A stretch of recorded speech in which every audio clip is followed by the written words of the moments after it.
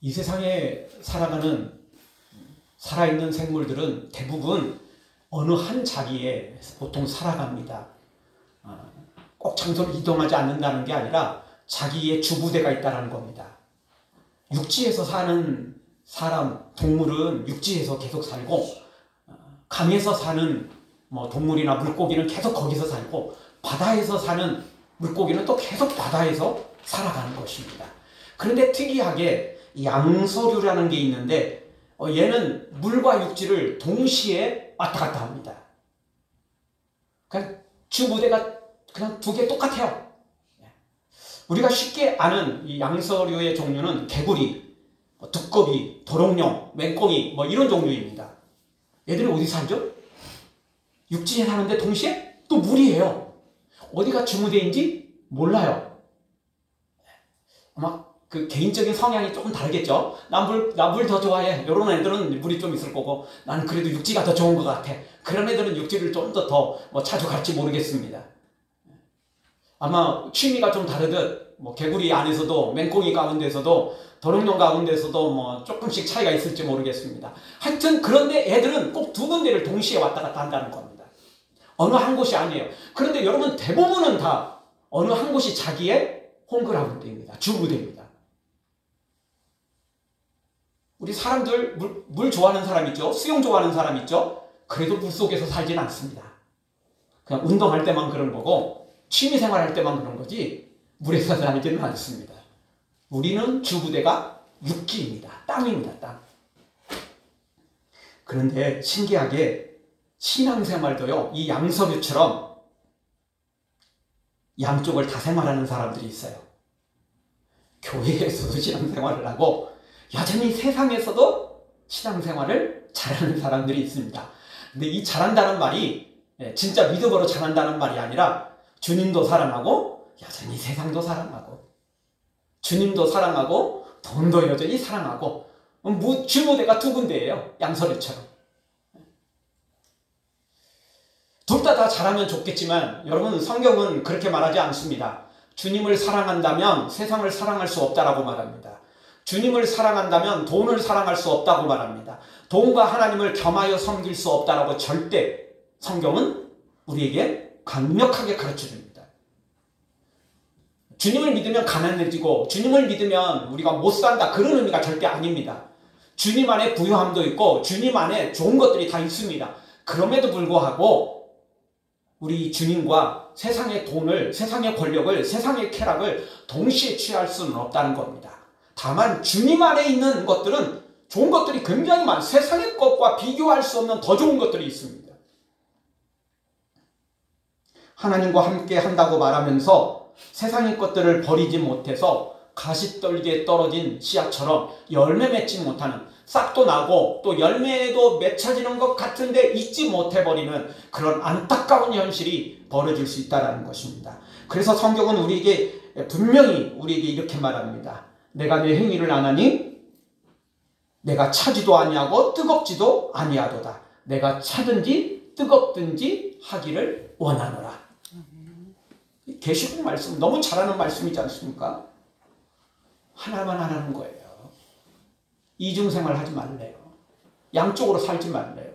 뜨겁든지 차든지 둘 중에 하나만 하지, 중간에 미지근하면 이것도 아니고 저것도 아닌 것이 된다는 것입니다.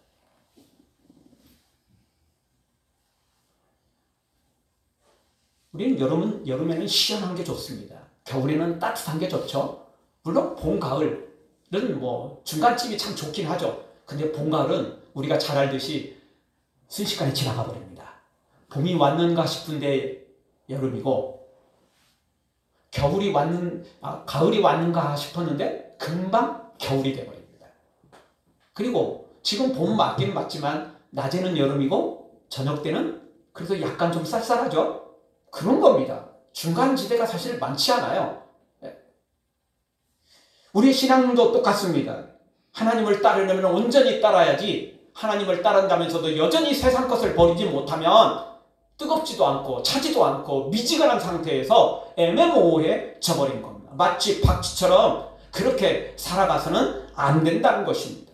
어느 한쪽에 딱 자신의 위치를 정해야만 되는 것입니다. 우리가 있어야 할 자리는 예수님인 것입니다. 우리가 있어야 할 자리 세상 아닙니다. 돈 쾌락이 아닙니다. 주님 안에도 그 모든 좋은 것들이 많습니다. 아니, 주님 안에 진짜 좋은 돈이 있고 쾌락이 있고 그 안에 성공과 승리가 다 있는 것입니다. 세상의 것하고는 틀리죠. 세상의 것은 순식간에 사라질 수 있습니다. 그러나 주님이 주신 것은 그렇게 쉽게 사라지지 않습니다. 특별한 경우 빼놓고는 주님이 주신 것은 그렇게 쉽게 사라지지도 않고 혹 주님이 이따금씩 욕처럼 그렇게 시험당해서 가져가는 것 같아도 다시 하나님께서 채워주시는 것입니다. 그러나 세상의 것들은 순식간에 사라지기도 하고 다시 회복하는 거 쉽지 않은 것입니다.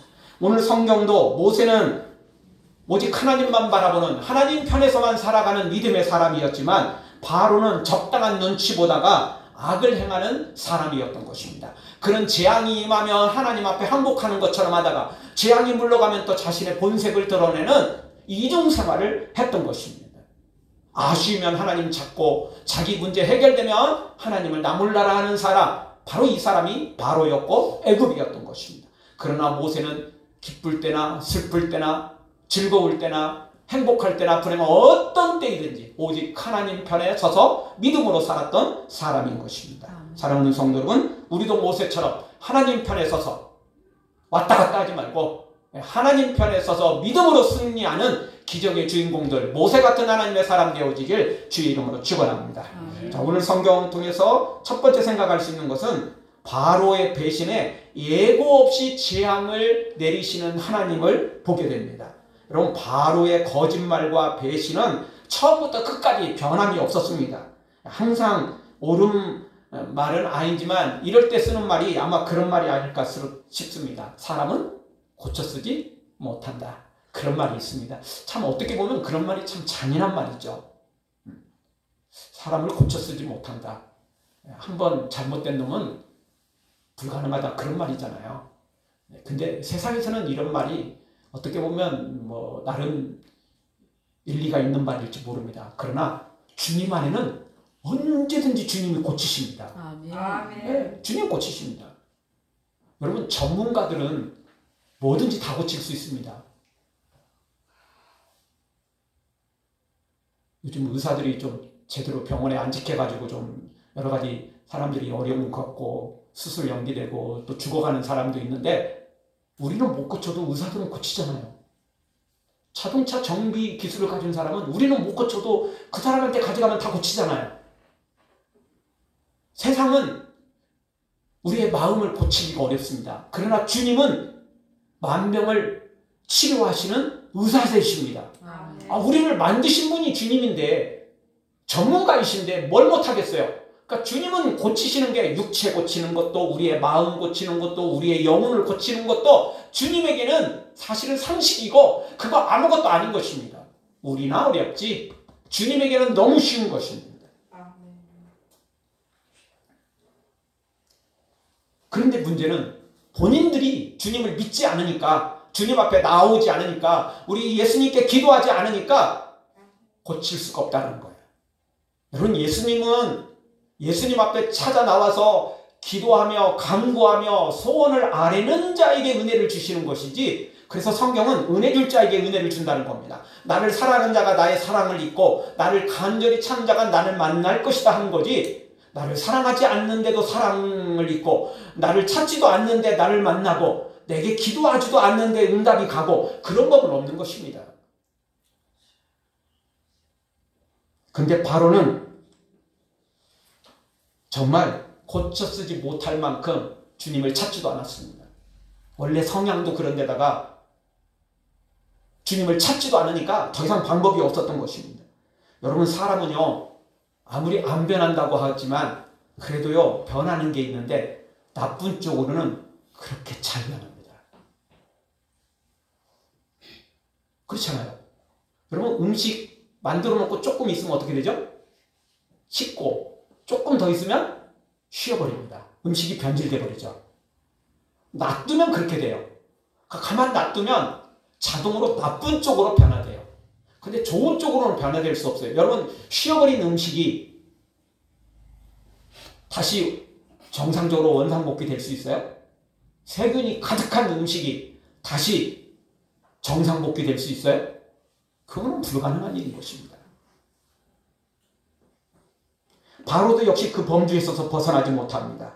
악한 마음으로 모세와 이스라엘 백성들을 억압하였고 또 이용해 먹으려고만 하였지, 그래서 하나님의 재앙이 임하면 굴복하는 것처럼 항복하는 것처럼 하지만 재앙이 멈추면 언제 그랬냐는 듯 다시 돌변하고 말았던 것입니다.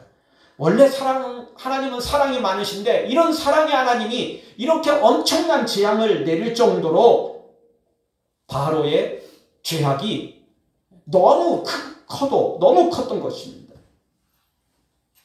그리고 하나님께서도 재앙을 내리실 때 미리 꼭 예고를 하셨어요. 이런 재앙이 임한다, 이런 재앙이 임한다, 이런 재앙이 임한다. 이유가 뭐죠? 회개하고 돌아와서 복 받으라는 거거든요. 하나님의 재앙의 목적은 죽이는 데 목적이 아니에요. 멸망시키는 게 목적이 아니에요. 그 사람을 살리려고 기회를 주시는 거예요. 하나님이 만약 그냥 죽이려고 목적했으면 재앙이 아니고 그냥 곧바로 여기서 사형이에요. 곧바로 여기서 끝낼 수 있어요. 뭐 10가지 굳이 갈 필요 없어요. 단 한 번에 끝낼 수 있어요. 그런데 한 번에 끝나지 않는 이유는 기회를 주시는 거예요. 기회를. 능력이 없어서가 아니고 기회를 주시는 거예요. 그런데 바로는 지금 딴 생각하고 있어요. 하나님이 능력이 없다고 생각하는 거죠. 기회를 보면 기회를 봐서 내가 한번 해보겠다라는 생각인 것입니다. 어리석어도 미련해도 이건 뭐 도저히 방법이 없는 것입니다. 우리 세상에서도 쓰는 말이 있습니다. 미련하면 멍청하면 손발이 고생할 수밖에 없는 거예요. 그런데 우리 하나님이 이번에는 아무 예고도 없이 9번째 재앙, 흑암을 내리십니다. 우리 성경 21절을 가보죠. 21절 우리 한 목소리로 다 같이 봅니다. 여호와께서 모세에게 이르시되 하늘을 향하여 내 손을 내밀어 애굽 땅 위에 흑암이 있게 하라. 곧 더듬을 만한 흑암이리라. 아멘. 예고가 없어요. 그동안은 너는 바로에게 가서 이런 재앙이 내릴 거라고 예고해라. 그러면 보통 내일 이맘때예요. 하루 정도 여유를 줬거든요. 내일 이맘때에 어떤 재앙이 임한다. 다 이게 기본 상식, 이게 기본 공식이었어요. 특별한 몇 번을 빼놓고는 이게 다 공식이었어요. 근데 이번에는 두말할 것도 없어요. 곧바로 네 손을 내밀어서 흑암을 선포해라. 흑암을 선포해라. 이렇게 되버린 것입니다. 얼마나 바로가 죄를 졌길래 이러냐는 겁니다. 이건 두 가지 이유가 있습니다. 첫 번째 이유는 바로의 죄가 너무 크다는 겁니다. 한마디로 악질 중에서도 악질이에요. 개선의 여지가 없어요. 악질 중에 너무 악질이에요. 그동안은 악질인 거 알았는데도 그래도 하나님이 기회를 주셨거든요. 근데 이제는 더 이상 기회조차도 주지 않겠다라는 것입니다. 바로의 죄가 얼마나 큰지 한번 살펴볼 수 있잖아요. 우리가 이스라엘 백성들이 얼마나 고된 일을 시켰습니까? 일부러 죽는 자리로 내몰았잖아요. 그래도 안 죽으니까, 그래도 이스라엘 백성들이 인구가 줄어들지 않으니까 어떻게 했죠? 남자아이들이 태어나면 무조건 다 죽여라. 이런 명령을 내렸잖아요. 살인자 중에 살인자거든요. 그래도 하나님 기회를 주신 거예요. 하나, 둘, 셋, 넷, 다섯, 여섯, 일곱, 8까지 기회를 주셨어요. 그리고 이번에는 9번째, 이게 흑암이에요. 흑암. 이 엄청난 죄악을 졌기 때문에 하나님께서 이제는 더 이상 기회를 주지 않겠다. 그런 의미가 있는 것입니다. 그리고 이렇게 예고도 없이 하나님이 또 재앙을 내리신 두 번째 이유는 바로에게는 더 이상 소망이 없다. 그런 의미가 되는 겁니다. 이제는 기회를 주지 않겠다. 이제는 너는 끝났어. 그런 의미가 담겨져 있는 것입니다. 이것은 바로 돼지에게 진주를 주지 말라는 말씀과도 일치하는 것입니다. 마태복음 7장 6절, 우리 잘 아는 말씀이죠. 같이 한번 보겠습니다. 거룩한 것을 개에게 주지 말며 너희 진주를 돼지 앞에 던지지 말라. 그들이 그것을 발로 밟고 돌이켜 너희를 찢어 상하게 할까 염려하라. 아멘. 거룩한 걸 개에게 주어봤자 모릅니다. 진주를 돼지에게 던져줘봤자 모르는 겁니다. 애들이 좋아하는 건 뭐죠? 먹을 거, 꿀꿀입니다. 거룩한 거, 진주 좋아하지 않습니다. 먹을 걸 달라니까 뭘 이상한 걸 줘? 도리어 들이받아 버리죠. 물어버리죠. 큰 문제가 생기는 것입니다. 애들한테는 먹을 게 최고인 것입니다.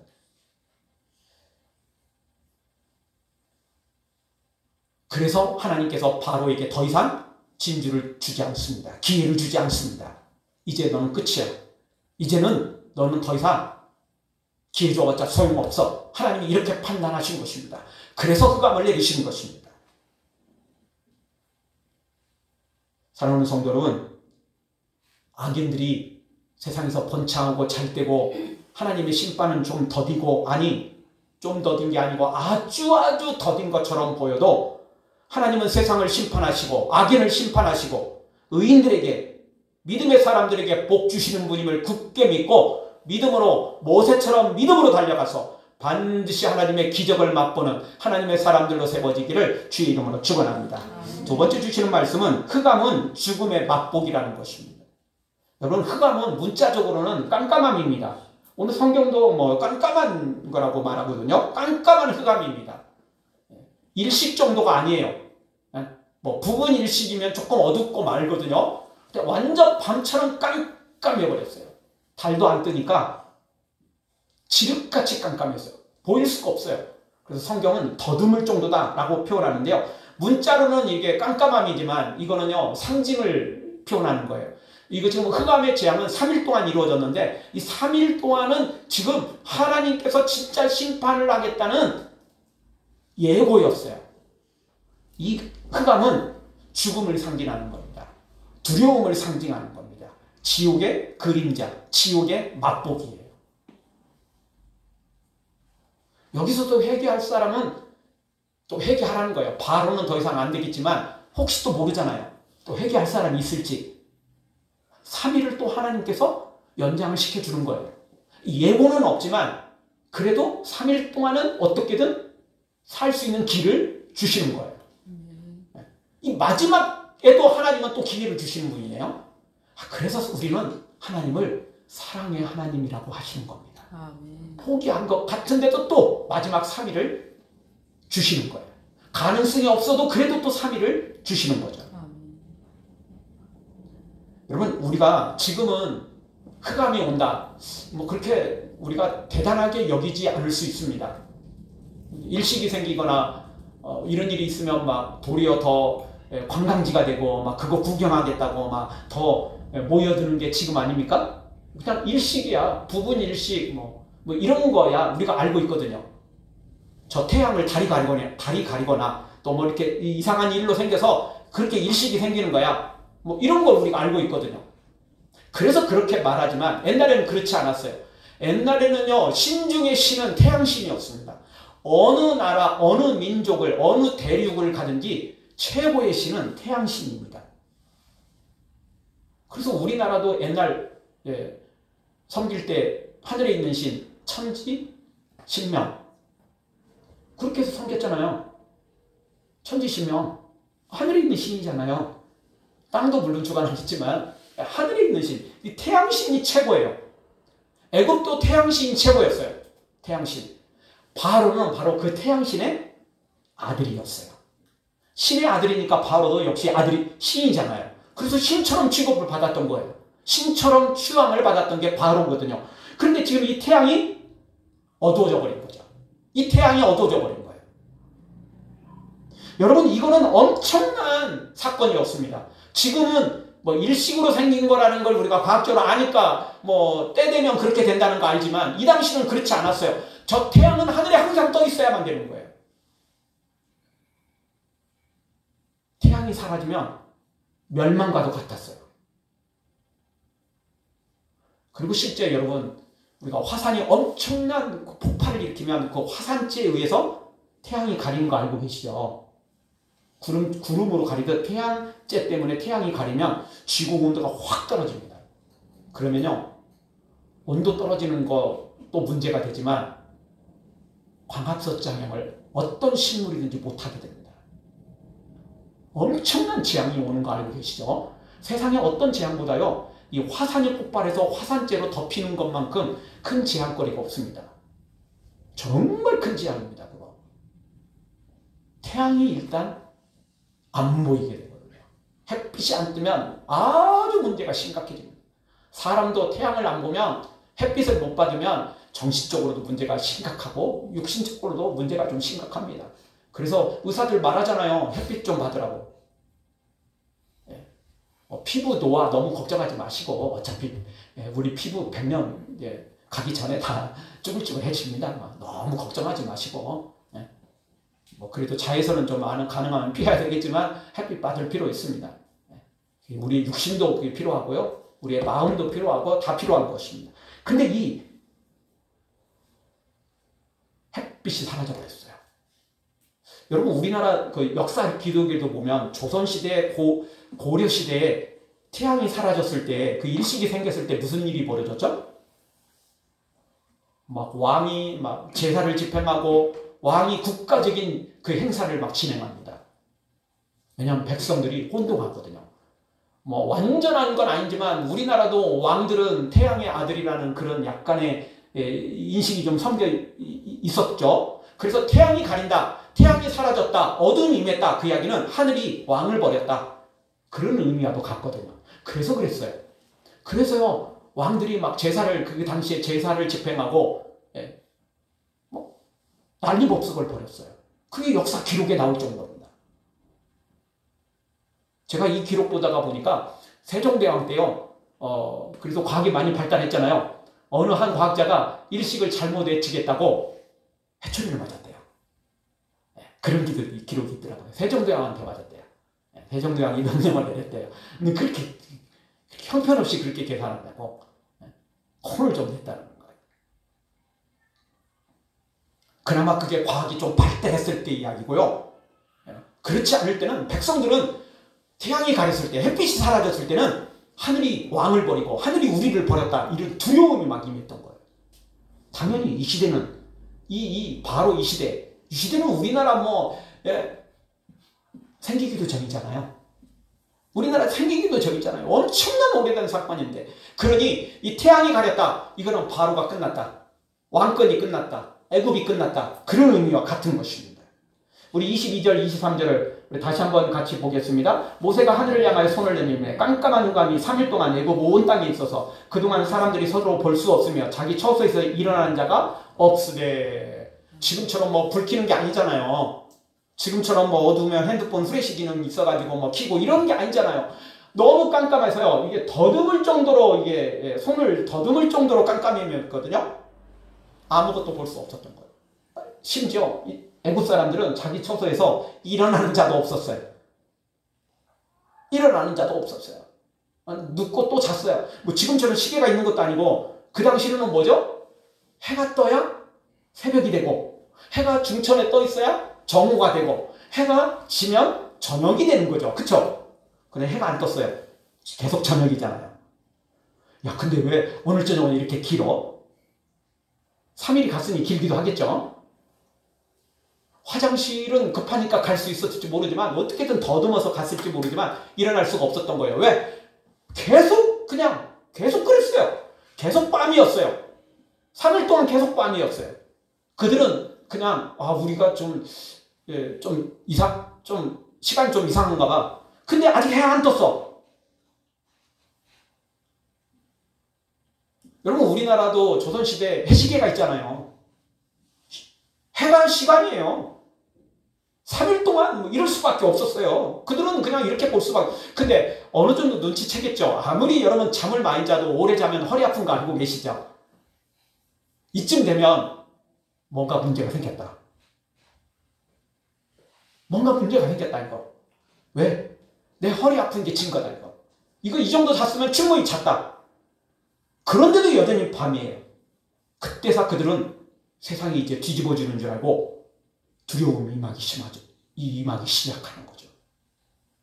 그래서 오늘 성경의 이 흑암의 재앙은 말로는 흑암이지만 실제로는 지옥의 그림자이고 지옥의 맛보기고 사망의 맛보기가 되는 것입니다.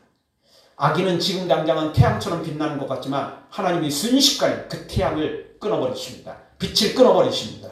어둠이 순식간에 임하는 것입니다. 그리고 어둠으로 끝나는 게 아니고 그것은 곧 두려움이고 그것은 곧 공포이고 그것은 곧 지옥으로 이어지는 것입니다. 사랑하는 성도 여러분, 어둠이 임하기 전에, 사망과 지옥이 임하기 전에, 하나님의 심판이 임하기 전에 우리는 하나님의 사람으로 세워져서 위대한 하나님의 기적의 주인공들로 세워지기를 주의 이름으로 축원합니다. 마지막 세 번째로, 그럼에도 불구하고 하나님의 백성들에게는 빛이 있었다라는 것입니다. 23절을 다 같이 한번 보죠. 한 목소리로 같이 보겠습니다. 온 이스라엘 자손들이 거주하는 곳에는 빛이 있었더라. 아멘. 그냥 똑같이 재앙이 임한 게 아니에요. 하나님은 놀라운 신분이라 이렇게 심판할 때는 딱 정확히 심판하십니다. 악인들만 흑암이고 이스라엘 백성들 땅에는 흑암이 없었던 거예요. 그러니까 요즘 식으로 말하면 부분 일식인데, 부분 일식이 어떻게 3일 동안 애굽 땅만, 그것도 이스라엘 백성들이 거주하는 고센 땅도 애굽 땅이잖아요. 딱 그 부분만 빛이 있고 나머지는 어둠으로. 이게 지금 뭐 달로 가려서 될 문제가 아니잖아요. 하나님께서 특별히 이렇게 심판을 하시는 것입니다. 그리고 이스라엘 백성들에겐 빛은 주었어요. 빛이 있었다는 거예요. 그리고 이것은 진짜, 이 빛은 진짜 빛이에요. 왜냐? 그동안에는 아침에 눈을 뜨면 이스라엘 백성들이 한 일은 뭐죠? 벽돌 굽는 일이었어요. 노역이었어요. 너무너무 힘든 일이었어요. 새벽이 되자마자 애굽의 사람들이 일어나서 감독하는 놈들이 나와서 네가 이렇게 꿈을 꾸물대. 오늘 일 안 할 거야? 얼마나 사람을 못 살게 구는지 이루 말할 수 없었습니다. 아침이 오는 게 두려웠습니다. 사실 그동안 아침이 오는 게 좋은 게 아니었어요. 아침이 오면 또 노역을 해야 되고, 아침이 오면 또 죽도록 일해야 되고, 차라리 저녁에 쉴 수 있고, 저녁에는 차라리 잠을 잘 수 있고, 어떻게 보면 저녁이 더 행복했을지도 모릅니다. 그런데 오늘 아침에는 빛이 비쳤는데도 불구하고 애국 감독이 안 오는 거야.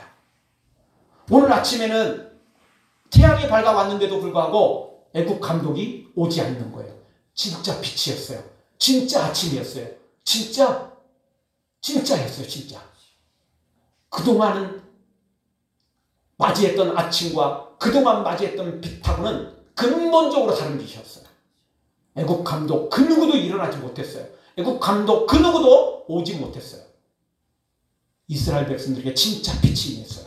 애굽 땅에 살고 있지만 애굽을 탈취한 것과도 같은 빛이 임했던 거예요. 쉼이 임했던 거죠. 자유가 임했던 겁니다. 하나님은 이스라엘 백성들에게는 이 빛을 주셨던 것입니다. 여전히 지금도 고센 땅에 있고 여전히 지금 노예 신분이지만 지금부터는 하나님께서 빛으로 인도하시고 함께 하시는 것을 보게 됩니다. 여러분, 우리는 주님 따르면 주님 안에는 참 빛이 있습니다. 아멘. 주님 안에는 진짜 자유가 있습니다. 아멘. 주님 안에는 세상이 알 수 없는 행복과 평안이, 세상이 알 수 없는 참된 위로가 있습니다. 아멘. 주님 안에 모든 좋은 것들이 다 있습니다. 우리 그 주님 만나기만 하면 됩니다. 그 주님과 함께 동행하기만 하면 됩니다. 그러면 어제의 아침과 다를 수 있습니다. 어제의 햇빛과 다를 수 있습니다. 이제 진짜 자유, 진짜 행복, 진짜 하나님이 주시는 그 놀라운 은혜를 누릴 수 있게 되는 것입니다. 요한복음 1장 4절을 보면 이런 말씀이 있습니다. 같이 한번 보겠습니다. 그 안에 생명이 있었으니 이 생명은 사람들의 빛이라. 참빛 곧 세상에 와서 각 사람에게 비추는 빛이 있었나니. 아멘. 이 예수님이 참빛이십니다. 이 우리 사람들의 빛입니다. 아멘. 저 태양의 빛과는 비교할 수 없는 이 진짜 빛입니다. 이게. 아멘. 다시 말씀드리면 이스라엘 백성들 그동안 내내 430년 동안 이스라엘 백성들 애굽 땅에 살면서 아침 꼬박꼬박 맞이했다고요. 근데 그 빛은 진짜 빛이 아니었어요. 애굽 감독이 쫓아오는 빛이었고, 애굽 감독이 노역을 시키는 빛이었고, 노예 생활의 시작을, 오늘 하루 노예를 또 노예 생활로 살아가는 그 빛이었어요. 그런데 오늘 이 빛은 달랐던 겁니다. 애굽 감독이 오지 않았어요. 그 누구도 애굽 사람들이 이들을 타치하지 못했어요. 억압하지 못했어요. 태양빛이 아니었어요. 똑같은 태양빛 같지만 이 빛은 예수님의 빛이었어요. 하나님의 빛이었죠. 자유의 빛이었던 거예요. 은혜의 빛이었던 것입니다. 이 빛이 임하면 우리는 참 자유를 얻게 됩니다. 아멘. 그래서 진리가 너희를 자유케 하리라. 말씀이 우리를 자유케 하죠. 즉 예수님이 우리를 자유케 하시는 것입니다. 아멘. 요한복음 8장 12절에도 우리에게 이렇게 말씀합니다. 같이 보겠습니다. 예수께서 또 말씀하여 이르시되 나는 세상의 빛이니 나를 따르는 자는 어둠에 다니지 아니하고 생명의 빛을 얻으리라. 아멘. 예수님과 동행하면, 예수님을 따르면 어둠에 거하지 않고 생명의 빛입니다. 그냥 태양의 빛이 아니에요. 자유의 빛, 생명의 빛, 기적의 빛입니다. 주님과 동행하면 이 빛이 우리에게 임하는 것입니다. 여러분, 태양의 빛과 다른 빛입니다. 똑같은 빛 같지만 그렇지 않습니다. 질적으로 다른 빛입니다. 사랑하는 성도 여러분, 하나님을 믿으면, 예수님을 믿으면 우리 인생이 역전됩니다. 아멘. 바로 모세처럼, 이스라엘 백성들처럼 말입니다. 어제까지는 똑같은 빛임에서도 노역을 해야만 됐던 빛이었지만 오늘 빛은 자유의 빛이었던, 생명의 빛이었던 것입니다.